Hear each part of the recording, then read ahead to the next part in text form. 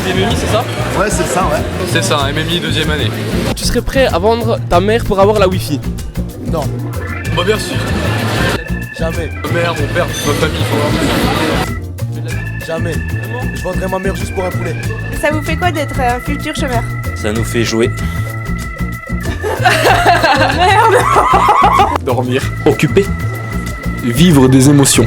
Bah, je me voyais comme ça toute ma vie, alors Socialisation. Vers de terre. Colibri. Vous êtes en quelle filière? DUT, mesure physique. Beaucoup de gens qui se demandent sur le campus, honnêtement, vous servez à quoi les MP? Bah, en fait, un peu à rien. Qu'est-ce que vous faites exactement mieux? De la physique surtout. Donc vous savez pas vraiment ce que vous faites en gros. C'est assez obscur quand même. Ouais bon on s'en fout. Vous avez fait les deux DUT RT, c'est ça? C'est ça, ouais. Est-ce que vous avez fait d'abord ce DUT pour emmerder les gens au téléphone?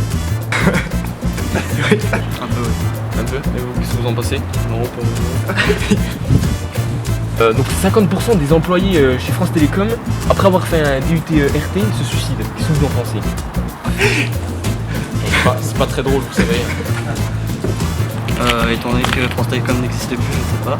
Maintenant c'est Orange qui... Merci, au revoir. First of all, thank you for coming here with us. First, I'd like to know who are you? Could you present yourself a bit? Well, my name's Jeffrey Bryan. Do you want me to talk to you or to the... Here. Ah, okay. Is this audio? Yeah. Yeah, okay. My name's Jeremy Bryan and I'm an illustrator, artist, typographer from Australia. Okay. Yeah. How did you happen to do calligraphy and design? How did I start doing calligraphy, Yeah. like in my design? Well, when I was studying, I wasn't initially like focusing on typography. I was just doing like, you know, graphic design more broadly. And then I became really interested in typography. And so initially I did a lot more lettering and drawing. And then over time I wanted to incorporate like brush type calligraphy. So I kind of taught myself and have been doing that for the last couple of years as well. Okay. And you just spoke of studies. What is your school path? What is my what, sorry? School path. School path, Where, like... where did you study? Oh, West University, okay. I went to the College of Fine Arts in Sydney. Okay. And it's like an art school, but it's also got like design and you know, all in as one, so it was quite good. Okay. Now I will speak about your what you do in calligraphy. What kind of tools do you use To do, create my work? Yeah. Well, it depends on the project. Sometimes it will be like just pencil and paper, and then moving on to ink. Different kinds of brush pens, Japanese brush pens. Sometimes like more unique like calligraphy pens that you can buy online, like metal folded pens. And then also digitally as well. Sometimes I'll scan the work and work in Illustrator or Photoshop. If I'm working on a large-scale mural, painting, brushes, so it's really quite diverse. So it's not always you not always go on Illustrator. Sometimes you do the real work in real life. Yeah. A lot of it is like created in real life. And either then digitally manipulated, or the final piece might just be as is. Okay. Where do you find your inspiration sources? Well, obviously, you know, online there's like lots and lots of inspiration, but I feel like often it can be like a lot of the same stuff. So I like to look around, like when I'm traveling, take pictures of signs or finding old books or magazines with design, and then kind of picking and choosing from different sources outside of design and art world as well. So quite diverse. Yesterday we saw your work, your flower work.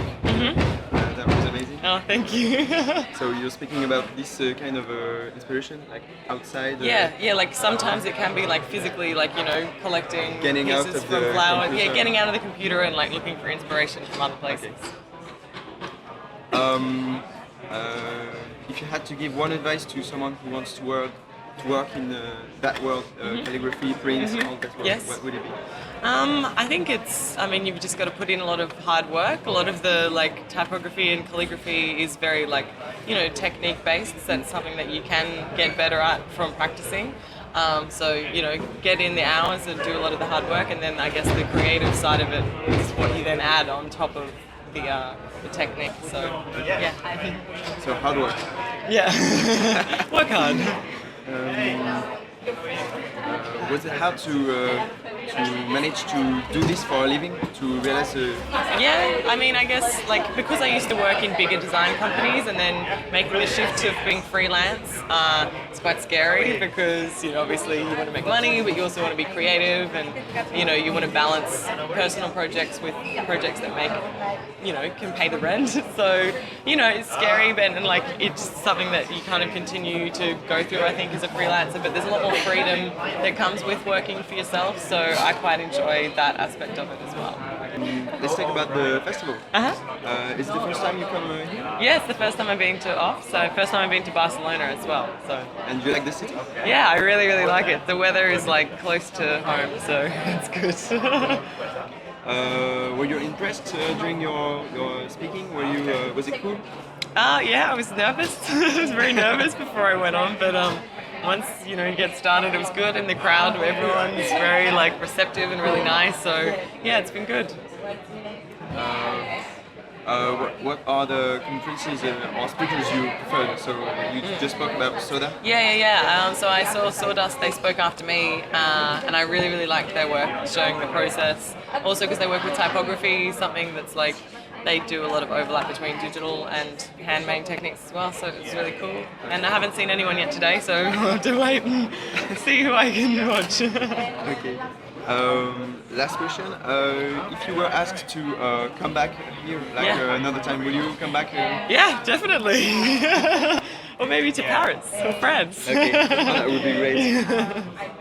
Okay. Thank you very much. Cool. Thanks. Thank you very much.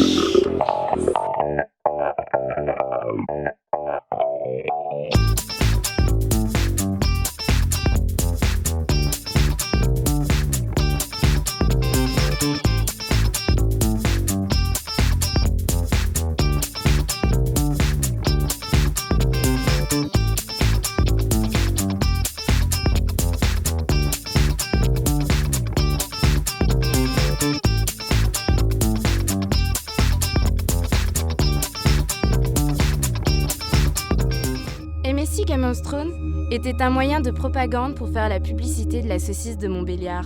Mais oui, regardez, la saucisse de Montbéliard a été créée au XIXe siècle.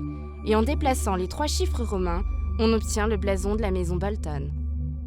En plus, Ramsay Bolton surnomme Theon Greyjoy Schlang, en allusion à la forte odeur de saucisse de Montbéliard. Vous connaissez sûrement Sansa Stark. Elle a grandi avec Théon dans la ville de Winterfell. Regardez bien cette photo. Vous avez remarqué? Bien vu. Sansa porte cet étrange collier. Il ne vous rappelle rien? Effectivement, il représente la lettre θ, la 8e lettre de l'alphabet grec. Mais 8, c'est le nombre de minutes nécessaires à la décongélation des saucisses de Montbéliard.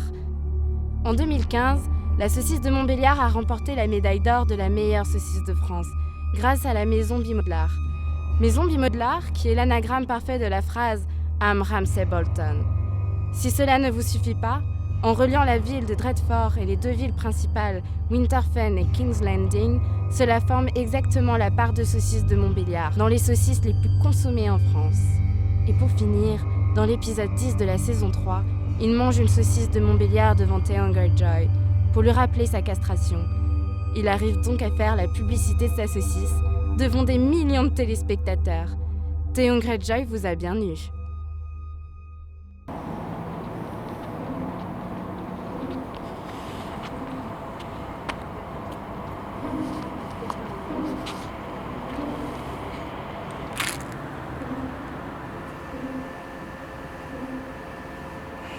Bonjour, que puis-je faire pour vous? Waouh. Et t'es qui? Je suis Siri. Ce téléphone appartient à... Haha, elle est bonne celle-là. Genre tu peux m'emmener à Paris.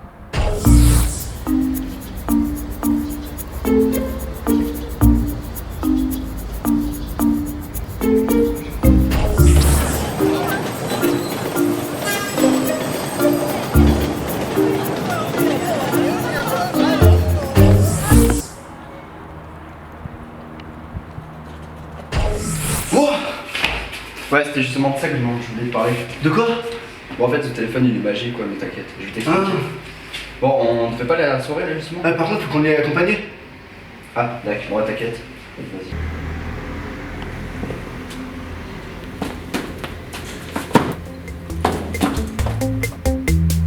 Oh mec, t'as un match? Ah ouais, c'est vrai.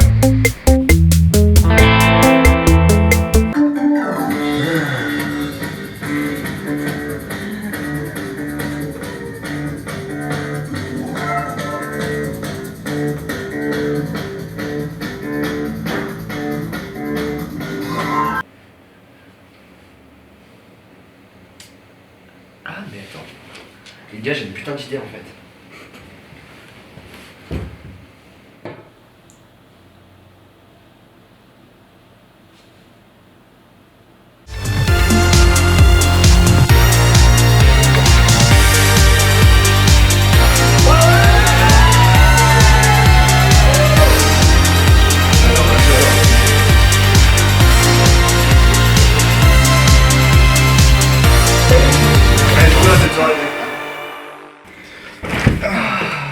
Putain, c'était une bonne soirée quand même. Hein. J'avoue, c'était plutôt cool. D'ailleurs, j'ai un peu la dalle. Ouais, ça te dirait un McDo? Ouais, grave. Vas-y. On fait ça. Je vais faire ça en deux-pieds. Oh, ça marche bien. C'est quoi, Vas-y, on en prend. Vas-y. Oh putain. Oh la vache. Oh, c'est pas mal. Ouais, Putain mec, t'es chaud pour commander d'autres trucs encore ou pas?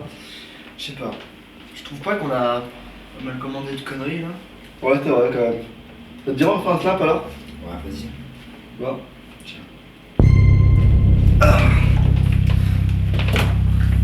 Non. Quoi? Qu'est-ce que t'as fait, putain? De quoi? Oh non.